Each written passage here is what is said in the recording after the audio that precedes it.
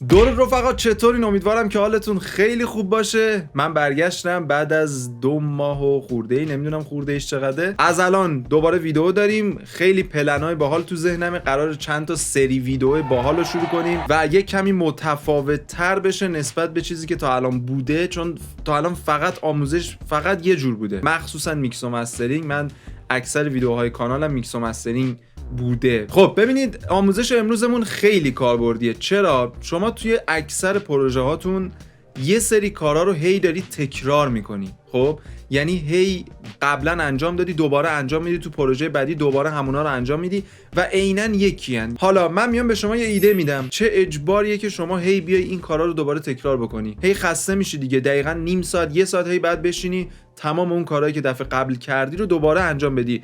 تکرار مکررات، بیگاری، یعنی الکی داری وقتتو هدر میدی، خودتو خسته میکنی. یه کاری که خیلی راحت میتونی اونو خب سیو کنی، داشته باشی دیگه. حالا اون چیه؟ شما میخوای مثلا میکس و مستر بکنی، تنظیم بکنی، مخصوصا کسایی که سری کار میکنن، تعداد زیادی پروژه دارن، مثلا یه کالمه میکس و مستر دارن یا یه کالمه تنظیم دارن، هفته‌ای، ماهی دارن چند تا پروژه رو هی میکس میکنن، چند تا پروژه رو تنظیم میکنن.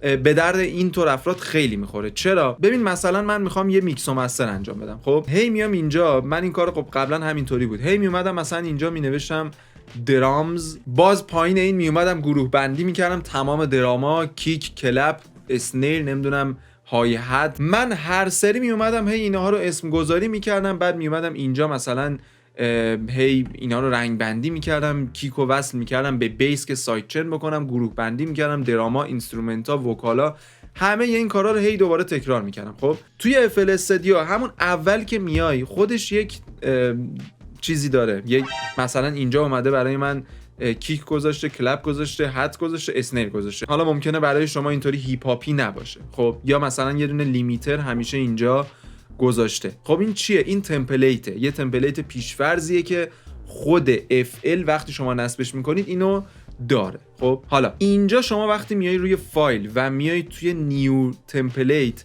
میبینی که یک عالمه برای تمپلیت داره، برای سبک‌های مختلف و کارهای مختلف اینجا برای شما تمپلیت گذاشته. مثلا من میام میذارم روی الکترو، ببینیم چی میچینه. میاد پروژه رو طوری میچینه که برای الکترو مناسب باشه. حتی اومده لول بندیاشو هم براتون انجام داده، حتی اومده اینجا چند تا سازم براتون، ساز میگم، چند تا سینت و حالا چیزای دیگه که خود افل داره براتون اد کرده. خب یعنی اکثر کارو براتون انجام میده، شما فقط میای یه سری تغییرات میدی، اینو یکم زیاد میکنی، اینو یکم کم میکنی، لینک میدی، حتی اومده اینجا ترکاشو هم براتون ساخته. حالا من اینجا یه دونه تمپلیت دارم، اینو ببین.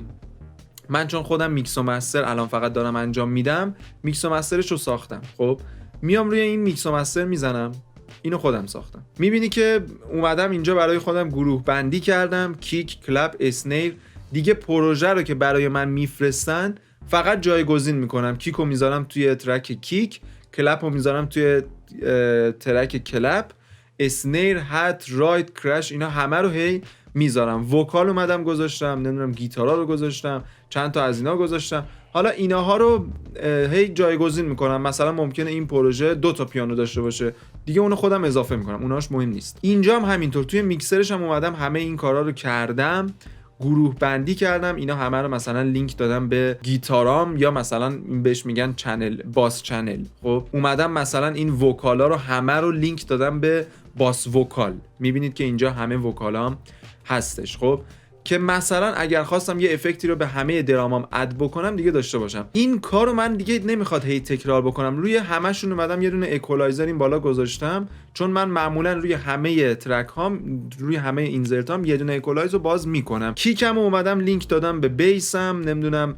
لینکش دادم به وکالام که اینا رو سایت چین میکنم. معمولا روی مسترم معمولا چیزایی که استفاده میکنم و گذاشتم. حالا باز یه چیزی میخوام اضافه بکنم یا کم بکنم دیگه اونا استثناءاته، ولی چیزایی که 99% مواقع هست و گذاشتم. و به همین صورت چیزایی که لازم هست و داره، مثلا این کمپرسور هست، روی درامزم من یه دونه کمپرسور دارم، یا حتی توی بیسم من اومده بودم کیکمو لینک داده بودم به بیسم دیگه، روت کرده بودم. خب اینجا اومدم این لیمیترش رو هم گذاشتم، تنظیماتش هم انجام دادم، اینو فقط میارم پایین و دیگه میکسمو خیلی سریعتر انجام میدم. خب پس خیلی فایده داره تمپلیت. حالا من اینو چطوری ساختم؟ ببین یه پروژه جدید آماده میکنی. الان شما فکر کن که این پروژه رو جدید تازه باز کردی. خب میام اینجا مثلا اینها رو انتخاب میکنم. برای مثال یه رنگی بهش میدم، مثلا این رنگی اکسپت، و مثلا اینو هم اسمشو میام میذارم. حالا نمیخوام خیلی پرش بکنم، میام مثلا یه دونه کمپرسورم روش باز میکنم، حتی تنظیماتشو هم بهش میدم، میگم مثلا با این تنظیمات همیشه این کمپرسور روش باشه. حالا من میخوام اینو سیو بکنم. چطوری سیو میکنم؟ میام اینجا داخل فایل و سیو اس رو میزنم. فقط این پروژه رو باید به آدرسی که میگم سیو بکنید.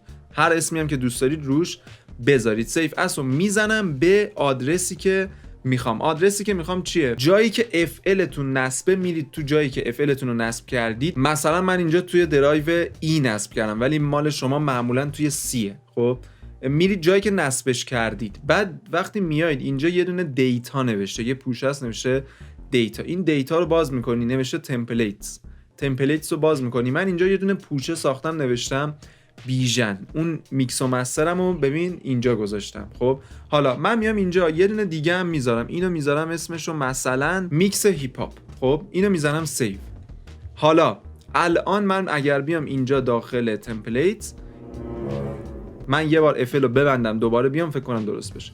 خب حالا الان اگر بیام اینجا میبینید که نوشته میکس هیپ هاپ اضافه شد به همین راحتی. حالا یه نکته، شما میگی که من میخوام توی این پوشه ها باشه. ببین اینجا پوشه داره، مثلا من همونو کپی کردم توی پوشه بیژنم گذاشتم. اونجا که میخوای اکسپورت بگیری پروژه رو، اینو من دوباره میزنم، یه پوشه دیگه بساز. اوکی، یه پوشه دیگه بساز، توی اون پوشه بنداز. بعد اینجوری پوشه‌ای میاد برات. پوشه هم اسمش میکس و مستر باشه، به همین راحتی. حالا من الان میخوام تمپلیت میکس هیپ هاپ هم رو استفاده بکنم. میام اینجا روش میزنم. اوکی، ببین باز شد. حالا اینو هم احتمالاً بلد باشید، ولی من دوباره بهتون میگم، من میخوام FL رو که باز میکنم به طور پیشفرض همین بیاد دیگه، من نرم انتخابش بکنم. میام اینجا و دوباره همون جایی که بودیم، این پایین نوشته change default template. این گزینه رو که بزنید این صفحه براتون باز میشه. این پایین باز دوباره نوشته default template. اینو انتخاب میکنی. الان روی بیسیک 808 خب و یه لیمیته. این لیمیتر دهن ما رو سرویس کرده. یعنی من از قدیم یادم FL رو باز می‌کردم یه دونه لیمیتر بود، هی بعد میرفتم خاموش میکردم. البته خوبه یعنی خیلی وقتا هم کاربرد داره، ولی من خوشم نمیومد. خب میام اینجا میزنم این میکس هیپ هاپ باشه. اوکی، الان من اگر FL رو ببندم و دوباره بازش بکنم به طور پیشفرض همون تمپلیتم میاد. به همین راحتی شما میتونی سرعت کارتو بیشتر بکنی و دیگه کارهای تکراری رو انجام ندی. امیدوارم از این آموزش استفاده کامل برده باشید. دمتون گرم که حمایت میکنید. خیلی‌ها تو این مدت که نبودم پیام داده بودید، گفته بودید چرا نیستی، حالمو پرسیده بودید و اینها. واقعا دمتون گرم که پیگیر بودید و حواستون به من بود. و همین، تا ویدیو بعدی میبینمتون.